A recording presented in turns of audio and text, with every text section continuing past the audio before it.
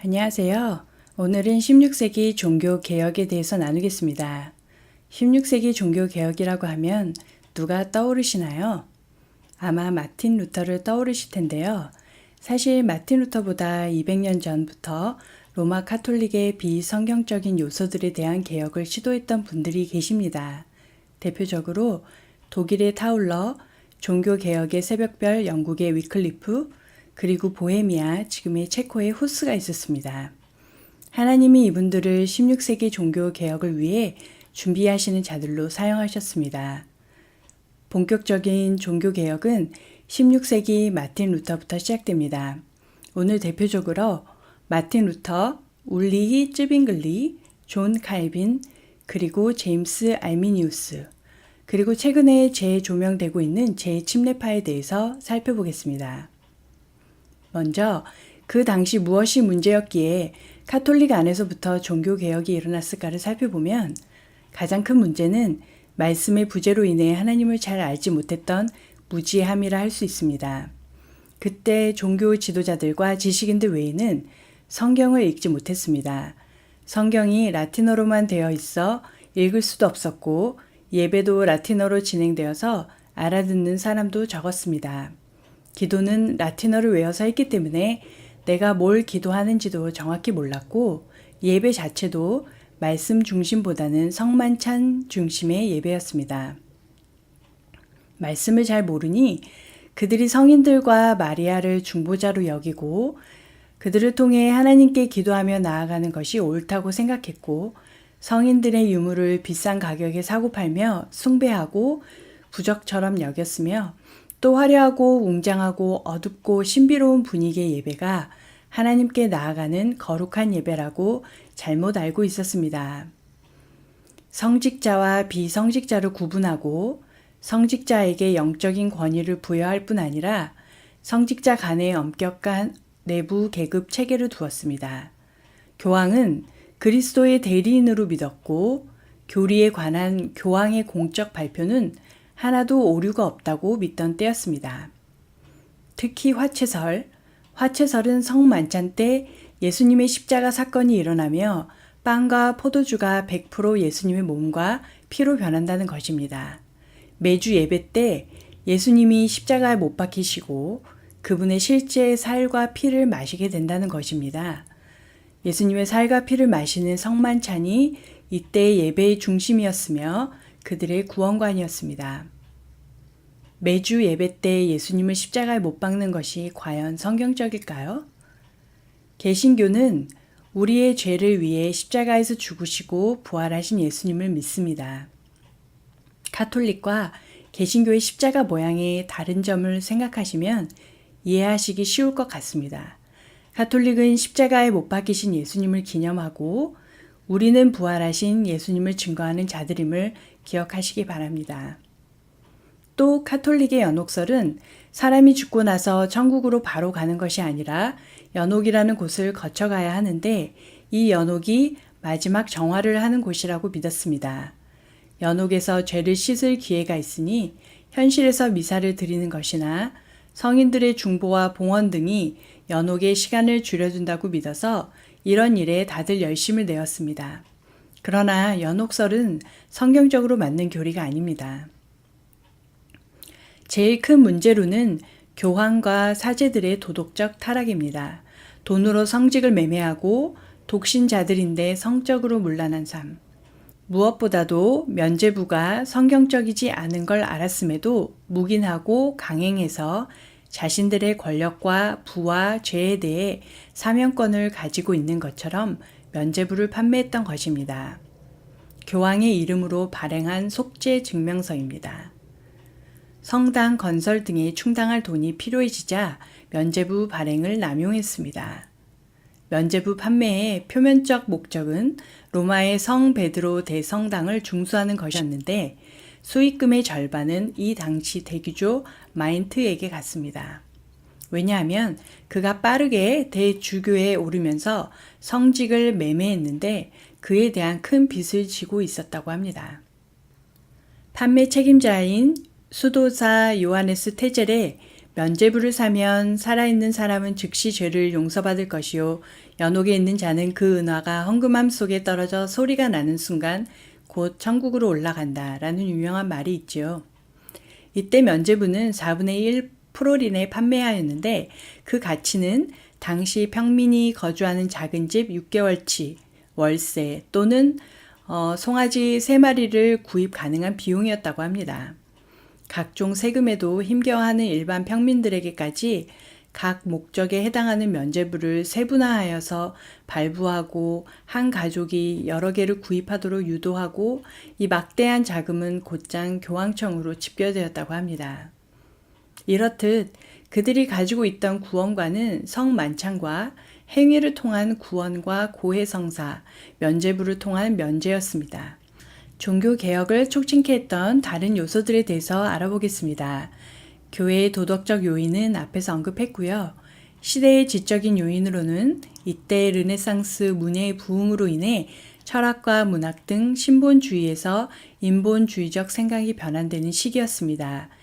이 생각의 변환에 의해서 로마 카톨릭, 특히 어거스틴의 중세 스콜라 철학의 영향을 받은 영광의 신학, 즉 힘과 정복과 제도와 형식을 중요시하는 로마 카톨릭의 신학, 이런 제도와 형식을 중요시했던 사상이 르네상스 시대에 와서 이런 비본질적인 것이 아닌 기독교의 본질에 대한 고민을 하기 시작하면서 성도들 사이 하나님의 말씀이 형식으로 인해 약해지고 치우쳐진 것에 대한 반감이 일어나기 시작했습니다.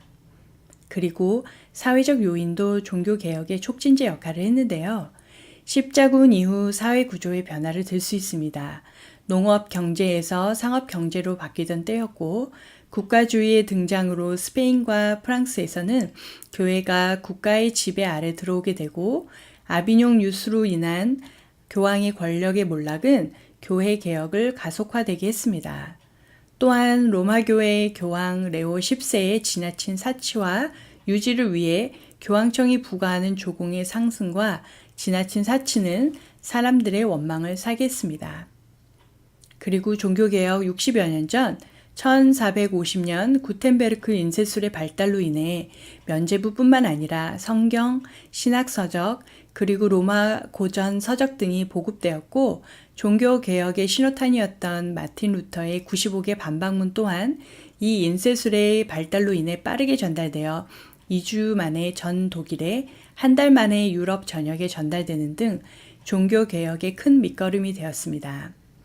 종교개혁이 시작되고 마틴 루터가 많은 소책자들을 집필했는데 그 책들이 그 당시 독일 인쇄물의 45%나 되었다고 하니 많은 사람들의 동요와 루터의 개혁이 얼마나 파급력이 있었는지를 알 수 있습니다. 자, 이제 본격적으로 마틴 루터라는 인물을 살펴보겠습니다. 마틴 루터는 1483년 독일 작센 아날트주 아이슬레벤에서 태어났습니다. 아버지는 루터가 법학자가 되기 원했기 때문에 루터는 에르푸르트 대학에 진학합니다. 어느 날 루터는 벼락이 떨어지는 것을 보는 경험을 하게 되는데요. 그때 살려주시면 제가 사제가 되겠습니다. 라고 서원을 합니다. 마틴 루터는 이 경험을 통해 하나님이 자신을 사제로 부르심으로 여깁니다. 그러나 루터의 갑작스러운 진로 변경을 아버지는 반대했습니다. 그러나 결국 루터는 어거스틴 수도원으로 들어가 사제가 됩니다. 그리고 후에 루텐베르크 대학에서 신학 교수로 있으면서 로마 카톨릭의 부패와 잘못된 교황의 권위에 항거하여 로마 카톨릭 교회의 교리를 논박했습니다. 루터는 면죄부를 판매하는 요한 테첼 수도자와 맞서며 결국 1517년 10월 31일 비텐베르크 대학교 교회문에 95개의 반박문을 붙였는데요. 이것이 종교개혁의 시작이 되었습니다. 라틴어로 적은 이 반박문은 곧 독일어로 번역되어 2주 안에 독일 전역에 그리고 한 달 후에 온 유럽 전역에 퍼졌습니다. 루터는 단순히 면죄부 판매와 교황의 권위에 대한 신학적 비판을 하고자 했는데요.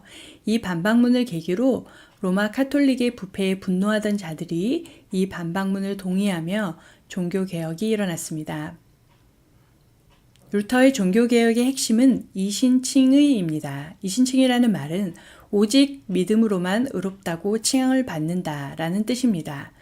그가 주장한 이신칭의의 레퍼런스가 되는 성경 구절이 로마서 1장 17절 오직 의인은 믿음으로 말미암아 살리라 함과 같으리라인데요. 사실 여기서 오직이라는 단어가 한글 KJV를 제외한 모든 한글 성경에만 있다는 것을 알고 계시나요? 영어에도 원본에도 없는 이 오직이라는 단어가 왜 한글 성경에 들어간 것일까 참 궁금합니다. 아무튼 마틴 루터는 말씀이 기독교 신앙에서의 최고의 권위가 있으며 그리스도에 대한 오직 믿음과 하나님의 전적인 은혜를 통한 구원을 강조했습니다. 종교개혁의 신호탄이 되었던 마틴 루터의 95개 반박문에 뭐가 적혀 있는지 궁금하시죠? 다음에 간단히 살펴보며 루터가 가지고 있었던 신앙과 그가 개혁하고자 했던 점을 살펴보도록 하겠습니다. 먼저 이 반박문의 시작은 우리의 주 예수 그리스도께서 회개하라고 말씀하셨을 때 그분께서는 믿는 자의 삶 전체가 회개하는 생활로 이루어지길 바라셨다라는 성경 말씀처럼 크리스찬은 회개 생활을 해야 된다라는 문구로 시작됩니다. 그리고 마틴 루터가 95개 반박문을 쓰게 된 큰 동기가 된 연옥셀에 대한 문구가 27번, 28번입니다. 먼저 27번 헌금 상자에 던져넣은 돈이 짤랑 소리를 내자마자 영혼이 연옥에서 벗어난다는 설교는 단지 인간이 지어낸 이야기일 따름이다. 돈이 헌금 상자 안에서 딸랑 소리를 낼 때 탐욕과 허욕이 틀림없이 늘어갈 수도 있다. 하지만 교회가 기도를 올리는 경우에 그 결과는 오직 하나님만이 알고 계신다. 그리고 다음은 루터의 개혁의 기초사성인 36번입니다. 진심으로 회개하는 기독교도는 누구나 면죄부가 없더라도 죄와 벌에서 완전히 면제받을 수 있는 권리를 갖고 있다. 또 47번에서 50번을 보면 루터는 면죄부 자체를 부정했다기보다는 면죄부를 파는 것, 면죄부 판매를 강요하는 것이 문제라고 지적했습니다. 이것은 69에서 73번 그리고 77번을 보면 루터는 주교와 사제와 교황에 대한 권위를 인정하며 특히 75번을 보면 루터도 마리아를 하나님의 어머니로 믿었던 것을 알 수 있습니다. 다음 92에서 95번은 참 중요합니다. 루터 하면 아쉽게도 모두 이신칭의만을 생각하는데요. 사실 이신칭의가 로마 카톨릭의 구원 사상을 올바르게 하는데 큰 역할을 했습니다. 왜냐하면 이때 로마 카톨릭의 교리는 우리가 의로워지는 것은 믿음뿐만 아니라 그에 따른 행위가 수반될 때 의로워진다는 것이었기 때문입니다. 하지만 이신칭의도 중요하지만 92에서 95번에 나오는 십자가 고난을 통해서 천국에 간다라는 루터의 주장은 결국 우리는 십자가를 통해서 하나님을 알 수 있고 부지런히 예수 그리스도를 따라야 하는데 그러기 위해선 자기 부인, 희생, 헌신과 복종을 말하고 있습니다. 개인적으로 회개에 대한 내용과 이 십자가 신학도 이신칭의와 함께 강조돼 왔었다면 얼마나 좋았을까 생각했습니다. 은혜가 너무 강조된 나머지 회개와 십자가 고난의 일은 지금 기독교의 모습이 조금은 다르지 않았을까 생각해 봅니다. 이번엔 두 번째로 울리오 쯔빙글리에 대해 알아보겠습니다. 쯔빙글리는 스위스 취리 출신 카톨릭 사제로 마틴 루터와 동시대 사람이었습니다. 그는 루터보다 더 근본주의적 종교개혁자였습니다. 그는 성경에서 하라는 것만 하자, 그 외에는 다 없애자를 주장했습니다. 성경 외에는 다른 어떤 것도 신자를 속박해서는 안 된다고 주장하며 성경과 맞지 않는 교황 용병부대 사순절 단식, 연옥의 실제, 선행의 구조적 효과, 미사의 희생적 성격, 성화상 사용, 감독 관할 제도 등을 비판 또는 폐지한다고 주장했습니다. 쯔빙글리의 개혁을 통해 사람들이 무엇이 성경적이지 않은가를 찾으며 기독교의 본질에 대한 회복의 개혁이 일어났습니다. 그중 하나가 예배에 대한 개혁이었습니다. 전통으로 내려오던 신비롭고 화려한 예배 분위기를 초대교회의 모습처럼 심플하고 소박하게 바꾸기를 주장했습니다. 화려한 문양과 마리아와 성인들 숭배함으로 성상들과 성화가 가득한 이교도적 교회의 모습과 화려한 사제들의 복장과 신비로운 분위기를 연출하는 촛불, 스테인드 글라스, 천상의 소리를 연출하려 변성기 전 소년들을 합창을 세운 것에서 온 성도가 다 함께 찬양하는 회중 찬양으로 바꾸며 모든 성경적이지 않는 예배 요소들을 개혁했습니다. 그리고 성례 중심의 예배를 말씀 중심의 예배로 바꿔야 한다고 주장했습니다.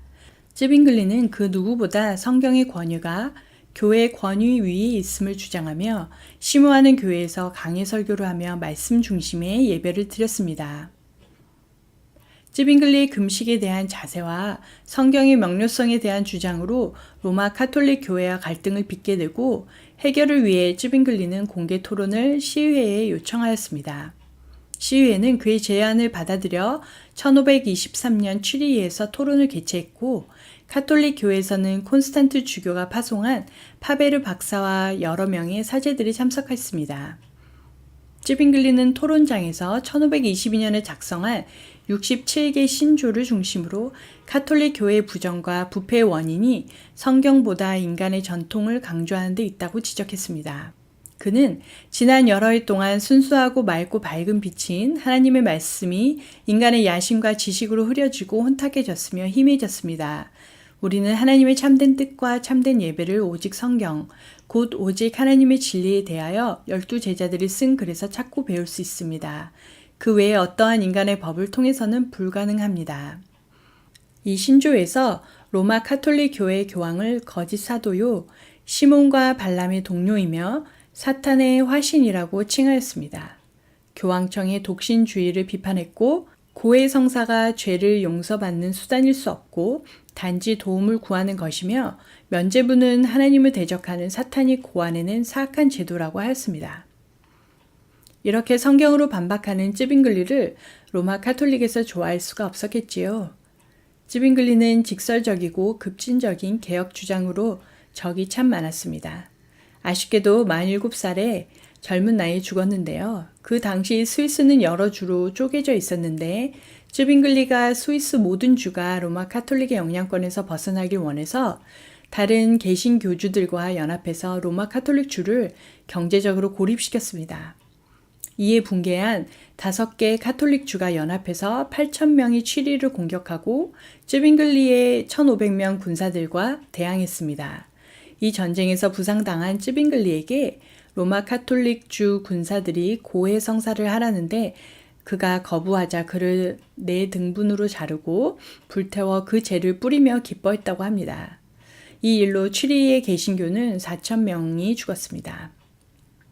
같은 시대의 두 개혁자 루터와 쯔빙글리의 관계로는 쯔빙글리는 라틴어 헬라어 성경을 쓴 에라스무스와 절친이었고 루터의 멘토였다는 얘기도 있습니다. 쯔빙글리가 루터의 오직 성경, 오직 믿음을 완성했다고 하는데요. 이 둘은 많은 것에 동의함에도 불구하고 몇 가지 다른 견해를 가졌는데요. 이 일로 둘이 평생 서로 말을 안 하고 살았다는 얘기가 있습니다. 로마 카톨릭의 성만찬식, 즉 화채설에 대한 다른 견해 때문이었는데요. 둘 다 로마 카톨릭의 화채설을 반대했지만 루터는 공제설을 주장하였고, 즉 성만찬 때 실제로 예수님 몸과 피가 떡과 포도주에 함께 하신다라는 것이었습니다. 이것은 화채설과 기념설을 혼합한 것인데요. 이건 어거스틴의 영광의 신학의 영향으로 루터도 교회의 신비로움을 지키고 싶었음을 알 수 있습니다. 반면 쯔빙글리는 나를 기념하라라고 성경에 말씀하신 예수님의 말씀처럼 성만찬식은 기념만 하면 된다라는 기념설을 주장했습니다. 쯔빙글리는 교회와 국가가 하나가 되어야 한다고 믿었습니다. 1522년 취리 시의회로 하여금 성경과 일치하지 않는 종교적 관습을 금지하는 법안을 통과시켰습니다. 취리 시민들이 교회를 다니지 않으면 안 될 정도로 국가와 종교가 하나 되는 이 모델이 후에 칼빈의 제네바 종교개혁으로 이어집니다. 또한 쯔빙글리의 성경에 근거하지 않은 모든 것을 버려 순결이 되는 이런 정신이 후에 영국 청교도들에 이어집니다. 이제 존 칼빈으로 넘어가겠습니다. 존 칼빈은 마틴 루터, 쯔빙글리가 시작한 종교개혁과 개신교회가 칼빈으로 인해 정착되었다고 합니다. 칼빈은 카톨릭 국가인 프랑스에서 태어나 유명한 파리 신학대에서 신학을 공부하다 올레앙대로 가서 법률을 공부합니다. 나중에 제네바에서 교회의 신학과 법을 정립하는데 큰 밑거름이 되었습니다. 칼빈이 개신교 신자가 되고 프랑스에서 박해를 받자 스위스로 망명을 갑니다. 그때 26살이던 칼빈이 기독교 강요라는 책을 쓰는데요. 이 책은 신학적인 체계와 개신교의 탁월성을 변증한 책입니다. 그 이후 24년 동안 개정판을 만들면서 후에 장로교 신학의 바탕이 된 책입니다. 칼빈은 루터의 이신칭의에서 플러스 성화까지 가야 한다고 주장합니다. 성령 안에서 더 거룩하게 변화되는 과정이 있어야 한다는 것입니다. 그리고 성만찬에 대한 마틴 루터와 쯔빙글리의 중간인 상징설을 주장했습니다. 예수님의 몸과 피가 떡과 포도주와 같이 있는 것은 아니지만 상징보다는 하나님의 임재, 성령이 함께 하신다는 주장이었습니다. 또한 칼빈은 성경 49개의 주석을 저서함으로 그리스도인들이 하나님의 말씀을 제대로 알게 되는데 큰 기여를 했습니다. 칼빈은 1538년 제네바의 종교개혁안을 시위에 제안하지만 오히려 제네바에서 추방당하게 됩니다. 그러나 제네바에서 칼빈을 다시 몇 년 후에 초빙하고 칼빈이 1541년 제네바로 돌아오게 되고 종교개혁을 지도하며 국가와 종교가 하나 되는 신정 정치를 세웁니다. 성경을 기초로 종교개혁 사상을 도입한 온전한 개신교 교회와 나라를 세우게 됩니다. 제네바 대학교를 세우고 종교개혁의 신학을 가르칩니다. 이때 유럽의 로마 카톨릭이 핍박받던 개신교 피난민들이 몰려와서 칼빈의 사상을 배웠고 유럽의 젊은 인재들이 제네바 대학에 와서 칼빈의 신학을 배우고 돌아가 칼빈 사상이 전 유럽으로 빠르게 확산됩니다. 그래서 루터교가 주류를 이루던 독일 및 스칸디나비아 몇 곳을 제외하고는 칼빈주의가 개신교 신학의 주류로 자리 잡게 됩니다. 이 영향을 받은 존 낙스가 스코틀랜드의 개혁주의를 전파함으로써 설립된 교회가 장로교입니다. 종교개혁을 통해 칼빈 때의 기독교 핵심 교리 5개가 완성되었습니다. 5 솔라라고도 하는데요. 솔라는 오직이란 뜻입니다. 이 기독교 핵심 교리 5개를 살펴보면 첫 번째는 솔라 스크립투라, 오직 성경. 성경은 유일신 하나님의 영감으로 쓰여진 권위 있는 말씀이며 기독교 교리의 유일한 원천으로 누구에게나 공개되어 있고 문체가 명료하며 자기 해석이 가능하다는 것이다. 둘째, 솔루스 크리스투스, 오직 그리스도. 모든 인간은 죄로 인해 참된 생명력을 잃은 절대적인 절망의 상태로서 죄의 종노릇을 하고 있으며 현세에서도 하나님의 진노를 받지만 사후의 심판에서 죄에 대한 대가로 영벌을 받는다는 것이다. 이러한 상태에서 인간은 스스로 벗어날 능력이 없고 구원의 유일한 길은 십자가에서 억조 창생의 죄값을 다 받고 하나님의 의를 완전히 이룬 예수 그리스도의 공유를 덧입는 것뿐이라는 내용입니다. 세 번째, 솔라 그라티아, 오직 은혜. 예수 그리스도의 공유를 덧입어 주는 것은 전적인 하나님의 선물로서 하나님의 인간 쪽에 아무런 조건을 찾지 않는다는 내용이다. 믿음 역시 하나님의 선물이며 믿음은 구원의 은혜를 받는 통로 역할을 할 뿐이며 그것의 대가로 구원을 받지는 않는다고 하였다. 네 번째, 솔라 피데, 오직 믿음. 하나님이 내리시는 구원의 은혜는 오직 믿음을 통하여 받을 뿐이지 다른 어떤 것이 요구되지 않는다는 것이다. 마지막으로 솔리 데오 글로리아, 오직 하나님께 영광. 성직자의 권위가 하나님의 권위와 혼동되던 기존의 교회에 반하여 모든 영광은 사람이 아닌 하나님에게로만 돌려야 한다는 것이다. 또한 구원은 하나님이 시작하고 완성하시는 일이며 거기에 인간이 참여하는 부분은 없기 때문에 모든 영광을 하나님이 받는다는 내용이다. 이 5솔라는 개신교회 또는 개혁교회가 무엇을 추구했는지를 명확히 알려줍니다. 하지만 칼빈의 예정론과 성도의 견인에 대한 논란은 알미니우스파에 의해 제기되고 사실 이 논란은 지금 세대까지도 있습니다. 칼빈주의자들은 5대 강령 툴립을 발표하므로 칼빈주의의 교리를 더욱 명확하게 합니다. 이 5대 강령에 대해선 조금 후 알미니우스파의 주장과 비교하면서 살펴보겠습니다. 어쨌든 칼빈으로 인해 개신교회의 신학체계가 탄탄히 세워지고 그의 이성적이고 지성적인 변증으로 인해 많은 사람들이 개신교로 개종했습니다. 하지만 이런 칼빈에게도 오점이 있었는데요. 제네바에서 칼빈을 반대하는 두 사람, 예정론에 대한 문제 제기를 했던 볼색이라는 의사를 제네바에서 쫓아냈고 또 카톨릭 국가 스페인에서 개신교 국가로 망명한 세르베투스라는 의사가 칼빈의 삼위일체를 부정한다는 이유로 화형에 처하게 됩니다. 어쩌면 이런 모습은 가톨릭이 하던 것의 답습이라고 할 수 있습니다. 칼빈에게는 두 수제자가 있었는데요. 한 분은 존 낙스, 스코틀랜드에서 장로교를 창시한 분이십니다. 그리고 다른 분이 테오도르 베자라는 불란서 분이신데 칼빈주의에 심취해 있었는데 무조건적 선택에 대해 의심을 갖다가 에라스무스의 자유의지 사상에 물들어 반기를 든 분입니다. 이 베자의 제자가 제임스 알미니우스입니다. 네덜란드 분이시고 칼빈주의를 적극 반대했습니다. 이 제임스 알미니우스가 제자들을 많이 키우셨는데 그 제자들이 가르친 것을 알미니안주의라고 합니다. 1610년 알미니안주의를 따르는 사람들이 개혁주의 교리, 즉 칼빈 교리에 대해서 부정하면서 네덜란드 개혁교회 측에 5가지 이의를 제기하였습니다.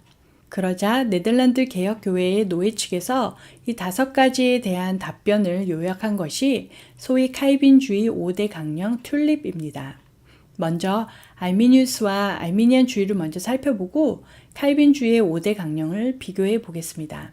먼저 제이콥 알미니우스는 네덜란드 목사로 후에 감리교 창시자 웨슬리에게 영향을 주었습니다.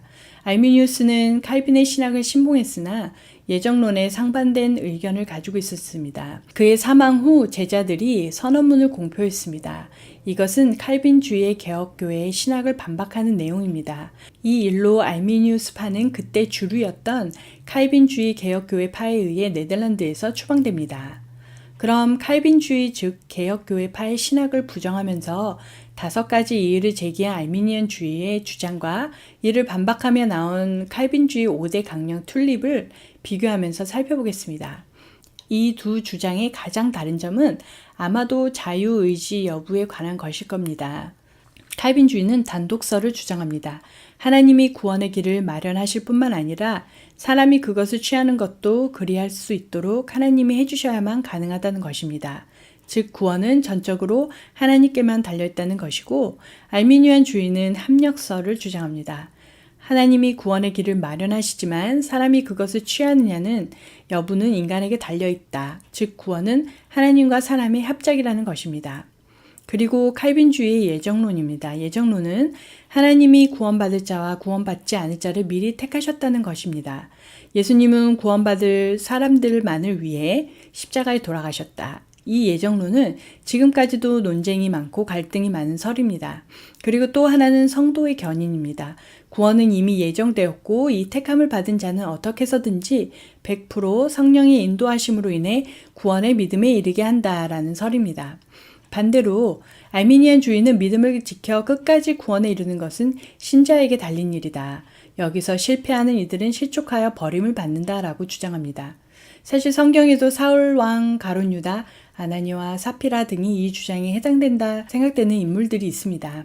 이 두 파에도 극단주의자들이 있었는데 극단 칼빈주의자들은 오직 은혜와 오직 믿음을 너무 강조한 나머지 한 번 구원은 영원한 구원이다라는 구원파 같은 왜곡된 신앙으로 변질되기도 합니다. 구원의 결정이 신자들에게 없음에도 불구하고 구원의 확신을 강조했고 그뿐만 아니라 인류에 대한 복음의 유효성과 제한에 있어서 예수는 오직 선택받은 사람들만을 위해 유효하다라고 주장했습니다.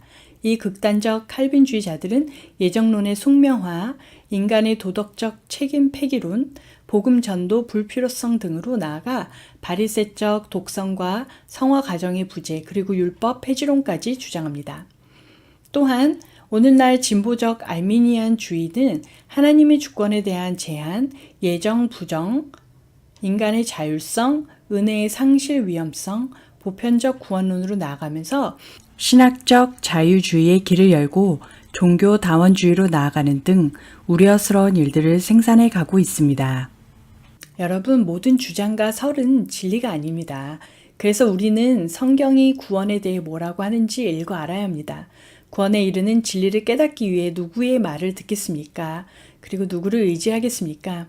어느 책도, 교리도, 사람도, 제도도 100% 완벽하지 않습니다. 그래서 우린 절대적 진리인 성경을 각자 읽음으로써 하나님이 알려주시는 진리를 깨달아야 합니다. 예수 그리스도께서 핏값을 지불하셨던 우리의 생명을 하나님이 아닌 것에 의지하고 맡기면 안 됨을 꼭 알려드리고 싶습니다.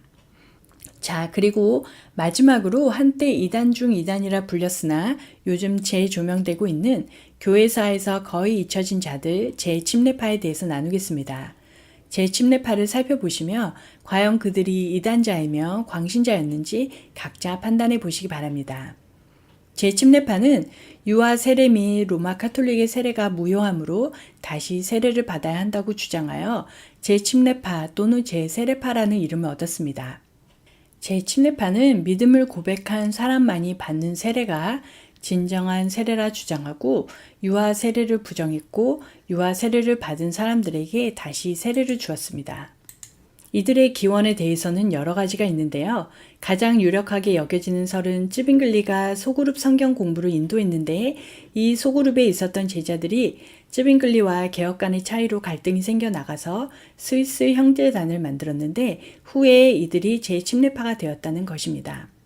또 다른 기원설은 네덜란드 및 프리시안 기원설이 있는데요. 네덜란드 로마 카톨릭 신부인 메노 시몬스가 평화적인 재침례파에 가입하여 지도자로 선출된 것이 계기가 되었다는 설이 있습니다. 또 다른 기원설은 남부 독일 및 형제단 기원설입니다.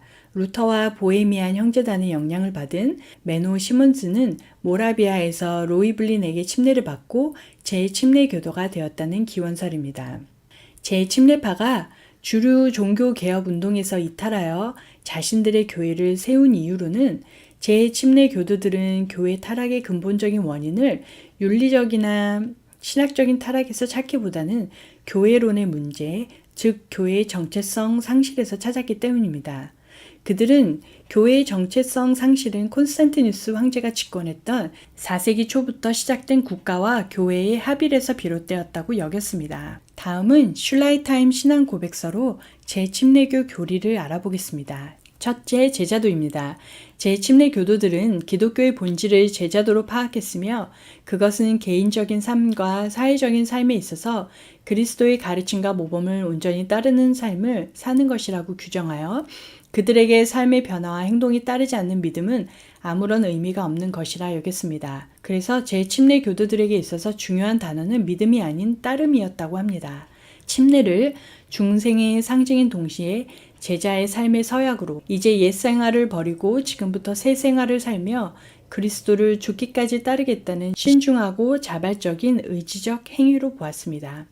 두 번째는 사랑의 원칙과 비폭력 정신은 재침례 교들에게 모든 인간관계에서 제시되는 새로운 삶의 윤리로 나와 더불어 살아가는 이 사람들을 위해 예수께서 십자가를 지셨으므로 이 평화 정신을 하나님의 뜻으로 믿고 삶과 사역의 중심으로 삼았습니다. 그래서 이들은 무폭력, 다툼과 전쟁을 반대하고 병역을 거부했습니다. 세 번째 교리는 거룩한 삶과 형제 사랑의 실천인데요. 재침례 교도들은 공동체 안의 필요를 실제적으로 채워줬다고 합니다. 일부 재침례 교회는 초대교회의 재산 공유를 실천했다고 합니다. 후에 후터 형제단의 시발점이 되었다고 합니다. 일각에서는 재침례 교도에 대한 핍박의 숨은 결정적 원인이 바로 이 재산 공유제 때문이라고 주장하기도 합니다. 네 번째 교리로는 교회와 국가의 분리를 주장했습니다. 그 이유는 재침례 교도들은 교회의 타락을 4세기 콘스탄티누스부터 국가와 교회가 하나 되면서부터였다고 믿기 때문입니다. 교회의 진정한 회복을 위해선 교회가 국가로부터 분리되어야 한다고 믿었습니다. 그리고 교회는 세상의 권력과 지위와 결탁하면 안 된다고 주장했습니다. 다섯 번째 교리는 교회 권위에 대한 회중주의적 이해였는데요. 이들은 루터가 주장한 만인 제사장주의를 가장 잘 실천한 자들이었습니다.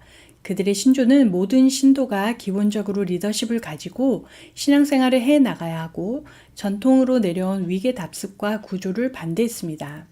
많은 사람들이 참여할 수 있는 민주적인 교회 정치 모델이었으며 각 회중이 자신들의 정체성과 미래를 결정할 권리를 부여했습니다. 성직자도 있었지만 성직자는 신앙 관련 도우미에 불과했습니다. 재침례파의 여섯 번째 신조는 유아세례 반대입니다. 성경에 없는 유아세례를 반대하고 신약의 침례를 본받아 죄에 대한 인식과 회개와 그리스도에 대한 믿음 하에 자발적, 의지적으로 믿음을 고백한 사람만이 받는 세례가 진정한 세례라고 주장했습니다. 그래서 유아 세례를 받은 사람들에게 다시 세례를 주었습니다. 그리고 마지막 신조로는 믿음을 통한 구원의 방조입니다. 그들은 칭의의 진정한 의미는 믿음으로 시작하여 예수 그리스도를 따르는 제자도라고 주장하고, 또한 진정한 칭의는 세상과 분리되는 거룩한 삶의 실천임을 주장했습니다.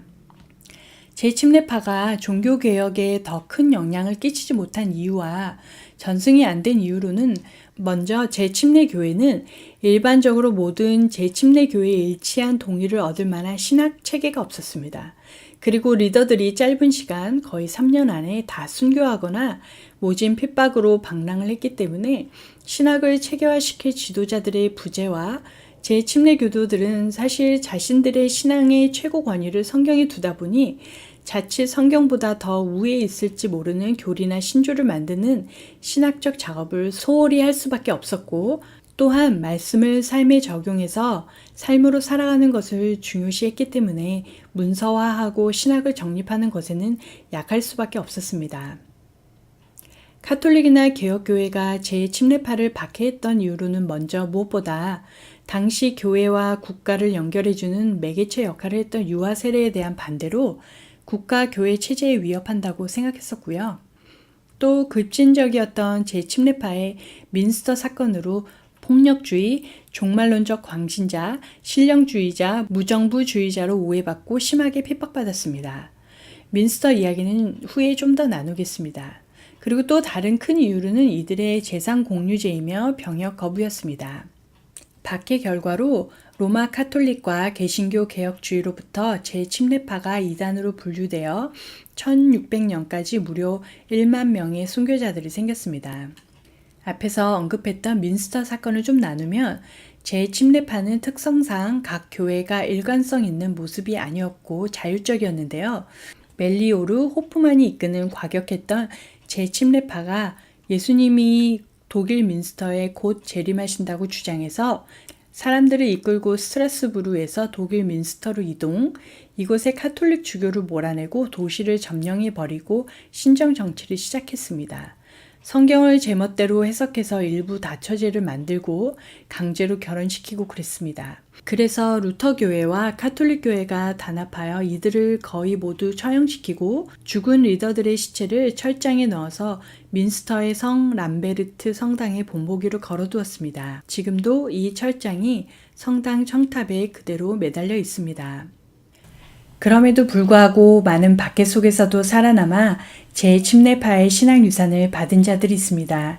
현존하는 재침례파의 신앙 유산을 물려받은 사람들 중에는 메노나이트, 아미시, 후털라이트, 그리스도 형제단 등이 있습니다. 이제 재침례파와 개혁교회를 비교하여 정리해 보겠습니다. 먼저 재침례교회 신앙의 틀은 사복음서, 특히 산상수훈, 초대교회의 모습, 공동체 중심의 신앙이었습니다. 개혁교회는 바울 서신, 헬라, 그리고 개인 중심의 신앙이었습니다. 침례로는 재침례교회는 유아 세례를 반대하고 이들은 세 종류의 세례가 있다고 믿었는데요. 물 세례, 성령의 불 세례, 그리고 순교의 피 세례라고 합니다. 그리고 이들의 교회 회원은 침례를 받을 때 교회 회원이 된다고 여겨지고요. 칭의는 이신칭의 후 제자도 3까지 포함되는 연속적인 것을 얘기합니다. 또한 재침례교회의 핵심은 따름, 제자도이고요. 이들의 구원론은 공동체적 개념이었습니다. 재침례교회에는 7위 권징, 출교가 엄격히 시행되었고요. 이들은 비폭력주의며 국가와 종교의 분리를 원했습니다. 또 가장 특징적인 거 하나는 재침례교회는 선교는 모두의 사명이라고 여겨서 성도들은 모두 선교사이고 복음 증거자라고 여겼습니다. 많은 박해 속에서도 이들은 억압과 고난이 당연한 것으로 여길 뿐만 아니라 삶으로 실천하는 것이 참 믿음이요 제자도라고 여깁니다. 우린 머리로만 알고 너무 아니라고 편안한 신앙생활을 하는 것이 아닌가 생각했습니다. 종교개혁 500년이 지난 지금 한국의 기독교의 모습은 어떠할까요? 다양한 설문조사를 통해 기독교의 현 주소를 알아보겠습니다. 물론 설문조사가 100% 맞는 건 아니겠지만 그래도 컬렉티브한 의견을 알게 되므로 의미 있다 생각됩니다. 전 개인적으로 이 설문조사를 보며 놀랐는데요. 왜냐하면 개신교인들이 신앙생활을 하는 가장 큰 이유의 50% 이상이 마음의 평안과 주어질 축복 때문이라는 것입니다. 그리고 이런 결과를 낼 수밖에 없는 이유가 오른쪽 설문에서 보듯이 교회의 가장 큰 문제인 실천이 없는 신앙과 지나친 양적 성장을 추구했기 때문이라 생각됩니다. 종교개혁 500주년 기념 설문조사에서도 나오듯이 세속주의, 물질주의이며 한국교회의 개혁이 필요한 과제는 목회자의 권위, 교권을 내려놓는 것이며 성도의 삶 방향 제시며 기독교적 진리와 신앙을 전파를 추구해야 한다고 나옵니다. 기독교인이면서 교회 다니지 않는 큰 이유가 목회자들에게 좋지 않은 이미지와 교인들이 배타적이고 이기적이어서입니다. 개신교회 지도자들의 자질에 대한 심각한 평가와 한국교회의 사회적 긍정적 역할 평가도 67% 넘는 부정적 평가입니다. 또한 개신교들의 윤리 도덕 수준에 대한 평가도 높음보다는 비슷하거나 낮은 수준이라는 평가가 대부분입니다. 믿지 않는 사람들보다 비슷하거나 더 못하다는 얘기지요. 한국교회를 신뢰하지 않는다가 신뢰한다의 2배 이상이고 목회자 윤리와 기복신앙과 물질주의에 대한 개혁이 필요함을 각 54%, 52% 응답했습니다. 이것을 보신 소감은 어떠신지요? 우리나라의 교파가 100개가 넘는다는 것이 참으로 부끄럽게 생각될 때도 있었지만 그렇다고 교단과 교파끼리 무의미한 싸움은 참 어리석어 보입니다. 좋은 쪽으로 보자면 그만큼 치열하게 진리를 찾는 것이라 생각됩니다. 성도들은 교단, 교파, 교리의 차이로 인한 갈등에 관심이 없습니다. 성도들은 오직 진리를 알고 싶고 하나님이 기뻐하시는 그 길을 걷고 싶습니다. 종교개혁 500년이 지난 지금 우리에게 주어진 과제는 잃어버린 하나님을 다시 찾는 것이 아닐까 생각됩니다. 모든 종교개혁자들의 원동력이 말씀이었던 것처럼 우리가 하나님께 다시 복음으로 돌아가야 함을 깨닫습니다. 종교를 붙잡지 않고 종교의 틀에 갇히지 않고 오직 진리에 붙들린 자 되어 하나님을 바르게 알고 변화받아 믿음과 삶이 일치되는 삶을 살아가는 우리 모두가 되길 소망합니다.